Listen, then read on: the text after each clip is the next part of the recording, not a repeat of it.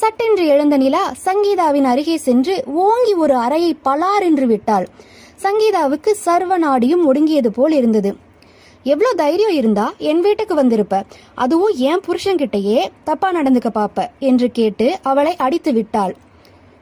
என்னதான் இப்ப நீ சொல்ற பொய்ய நான் நம்பணும்? நான் நம்பி என் புருஷனை சந்தேகப்பட்டு வெளியே போகணும், அதைத்தான் நீ எதிர்பார்க்கறியா? நான் ஆத்விக் மனைவிடி. காலையில என்னடி உங்களுக்குள்ள ரொமான்ஸ் நடந்தது? நீ கேடுகட்டத்தனமா ஏதாவது பண்ணியிருப்பேன்னு எனக்கு முன்னாடியே தெரியும்டி என்று பேசினாள்.